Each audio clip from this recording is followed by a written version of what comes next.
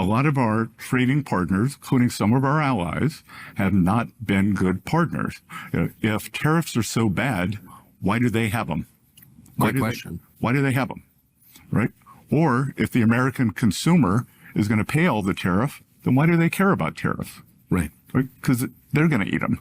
So the way I'm kind of approaching all of this tariff business is I'm thinking of it as kind of like the whole Doge department, okay? What can we do that's different? Because obviously the status quo isn't working. If you think that running trillion-dollar deficits, all right, if you think this is a viable thing to do for our country, then please go ahead and argue against the tariffs, argue against Doge, argue against everything that Donald Trump is trying to do. However, for years, people have been unsatisfied. For years, people have seen the waste. For years, people have seen jobs go overseas. And now Donald Trump is actually trying to do something about it. And everyone just says, oh, you can't do that. It's downright mean. Or you're just doing it the wrong way. And in the case of economic advisor Scott Bessent here, he's actually saying, if tariffs are so bad, why is every other nation around the world allowed to do it to us? And also, if the prices simply just get passed on to the consumers, then they wouldn't care about that either. They just sit there and say, oh, don't worry. The American public will pay for all of this and we'll still be in the exact same situation. But clearly, that's not true because you have 75 nations coming to the table wanting, of course, to cut a deal, especially after Donald Trump has now put in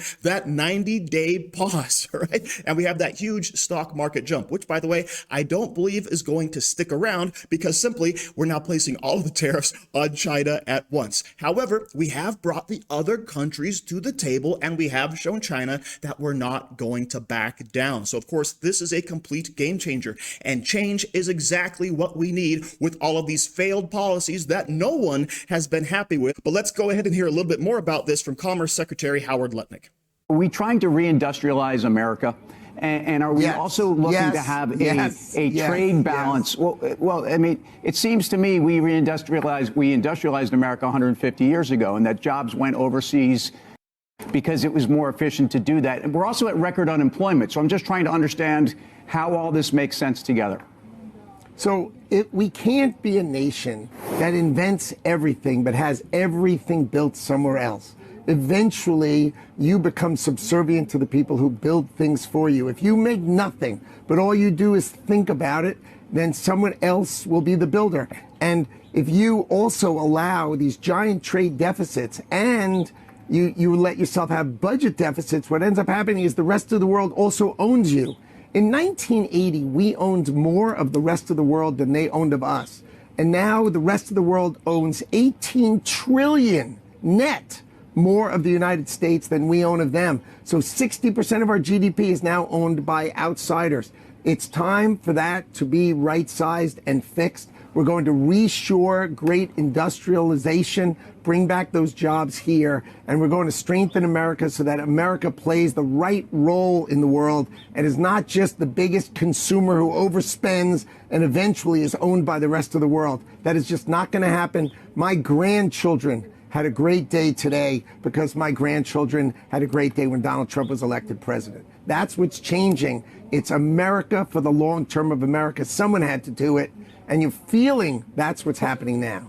So this is exactly why we have to fight back against the status quo. Has the pandemic taught us absolutely nothing? Remember when we couldn't get all of our goods into this country, right? Everything was cut off. Everything was shut down. And all of a sudden, oh, we're short on every single medical supply that we actually need because it turns out that China makes everything. Now, imagine that war breaks out with China. What in the world are we going to do? We need to produce products here in America, not only, of course, for job growth, but also to keep ourselves safe from the rest of the world in case something disastrous happens. This all makes perfect sense. But of course, the people over at CNBC, they're trying to wrap their heads around, well, we've moved on from the industrial age. We're more enlightened now. Yeah, and if we become too enlightened, all that means is that we'll be under the heel of the rest of the world. And also think about the direction everything is going, okay? Currently, every single job that we have in America can be undercut by a foreign entity who's willing to pay pay slave wages, okay? We have to have some amount of protectionism. Otherwise, every single job that any American do will be outsourced to someone else. Every single one. And eventually, we'll be begging other people from other countries to come into this country to do those jobs, kind of like what's happening right now. So we need to wake up, America, because this is not a good situation to be in. And someone who also recognizes this is Kevin O'Leary over on CNN. Check this out.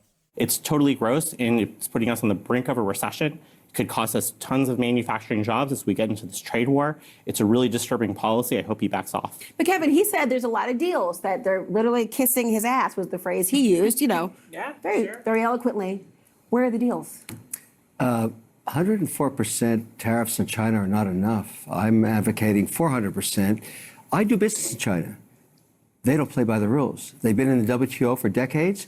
They have never abided by any of the rules they agreed to when they came in for decades. They cheat, they steal IP. I can't litigate in their courts. They take product, technology, they steal it, they manufacture it and sell it back here. Never has an administration. 400% tariffs? What would that I look want like? Xi on an airplane to Washington to level the playing field. This is not about tariffs anymore. Nobody has taken on China yet, not the Europeans, no administration for decades. As someone who actually does business there, I've had enough. I speak for millions of Americans who have IP that have been stolen by the Chinese. I have nothing against the Chinese people. They brought great literacy, art, and tech to the world. The government cheats and steals, and finally, an administration, you may not like Trump, you may not like his style or his rhetoric, finally, an administration that puts up and says enough. 400% tariffs tomorrow morning. He'll tell you why. Xi can only stay the supreme leader if people are employed. If we wipe out any business there, because we are still 39% of all consumables on Earth and 25% of the world's GDP, America is the #1 economy on Earth with all the cards. We will not have that forever.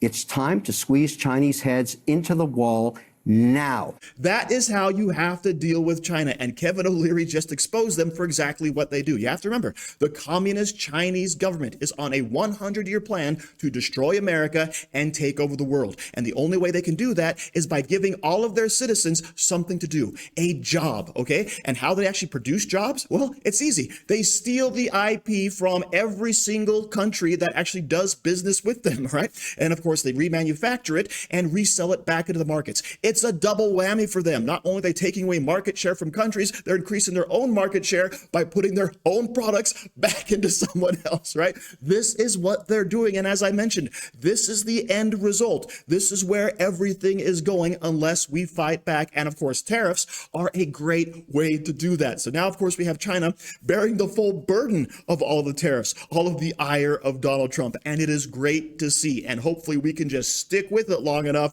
to hopefully topple the Chinese communist government. So thank you very much for watching. Don't forget to like, share, comment, subscribe, and say hi to your mom for me.